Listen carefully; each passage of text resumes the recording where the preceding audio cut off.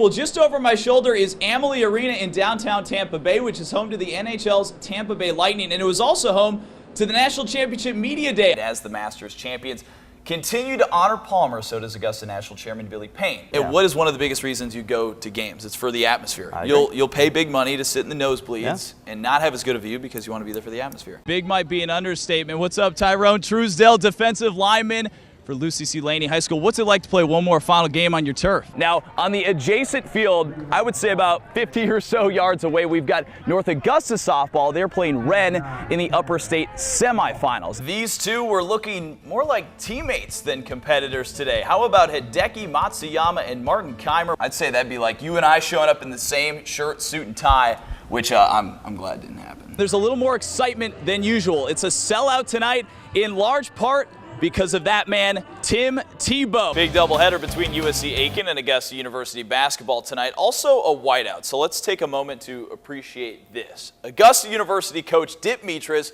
bringing the full white suit in all its glory. Well, I still don't think there's ever been that many people at Richmond Academy Stadium before or since then. It was exhilarating. When the coach told us we were going to be playing Aquinas, and he said it was a white team, I said, white team.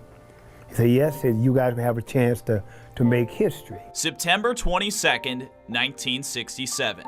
Lucy C. Laney High School and Aquinas High School played at Richmond Academy in the first integrated football game ever in the state of Georgia. There was a lot of racial tension. Segregation was hot and heavy during 1967. Coach Dupree and my father were good friends before we had integration, and they planned the game 2 or 3 years in advance. It was a pretty big deal. We had police escorts down to Richmond Academy Stadium, and it was just a hard-fought game. The only problem, they were bigger, faster, and they're better football players than us. The previous year, Laney had led the nation in high schools in total offense. Sack for a big loss. And they had a lot of their players back. They were just a tremendous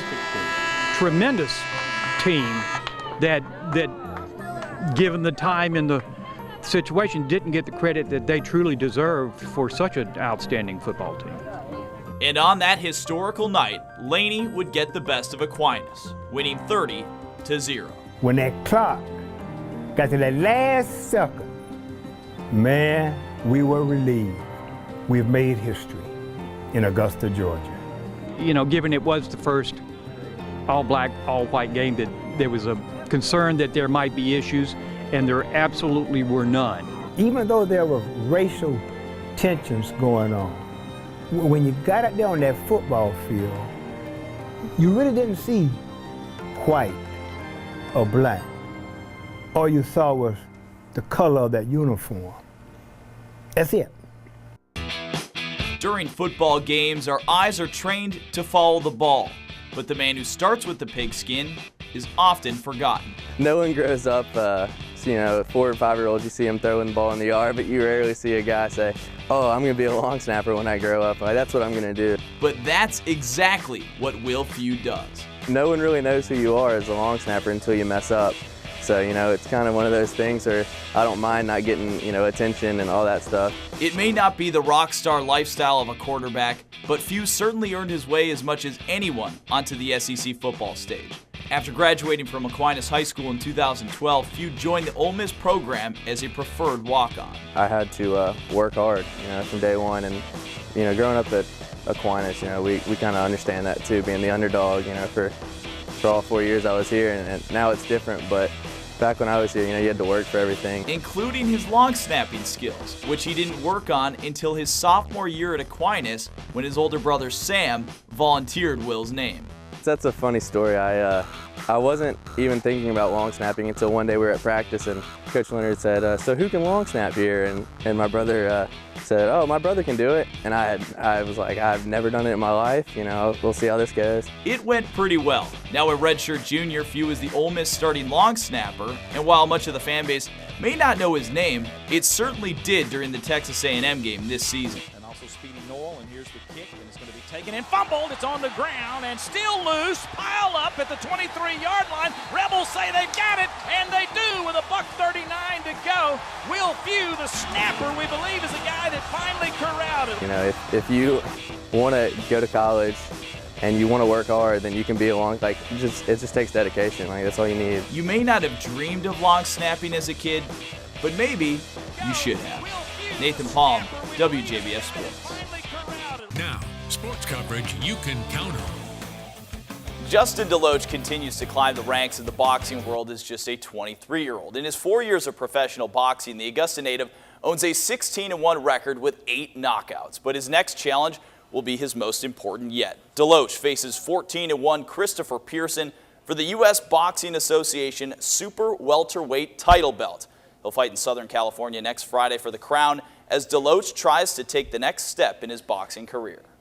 This is my first professional fight for a title. You know, when people say, oh, you fighting for a title, you know, they end up, their energy level up through the roof. But, you know, this is what I do, man. I'm excited about it, of course. But, you know, the fun ain't till I'm fighting. That's when I get to have fun, you know, get in there and do what I do best, man. So I'm excited, man. It is a big deal for the city. It's a big deal for me. So Augusta, I will be bringing that gold back. I love the confidence of DeLoach. Always fun to catch up with him. He's got a lot of energy. The fight is set for Friday, February 24th. At 10 p.m. Eastern and will air on Showtime. We'll have a more in-depth preview of DeLoach's upcoming fight next week. High school basketball playoffs began in South Carolina last night. Strom-Thurmond girls won their opening game. Tonight, 10 local teams are in action. We'll be at Midland Valley for the Lady Mustangs game against Travelers Rest and at North Augusta for the girls game against Union County. We'll be at the playoff games throughout the course of the week in Georgia. Playoff games begin on Friday and Saturday.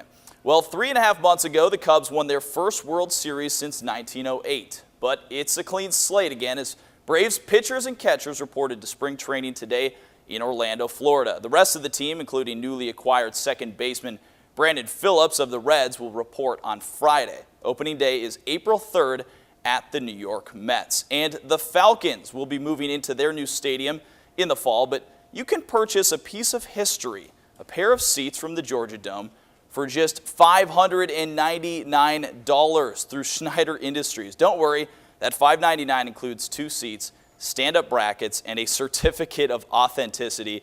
If you're actually interested, you can go to georgiadomesale.com. Now, here's my thing. I'm from Minnesota. We had a Metrodome too. They knocked it down a few years ago. Yeah. I bought one of the seats for $70. 70 bucks. Wow. What'd you do with it? It's in my room back home. Yeah, that seems pretty steep.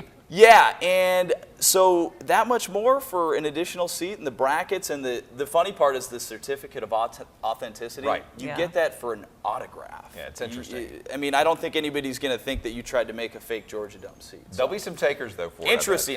John Hart might be a taker. John might get one. I got a feeling those prices might come down a little bit. I don't think they're going to be able to sell them.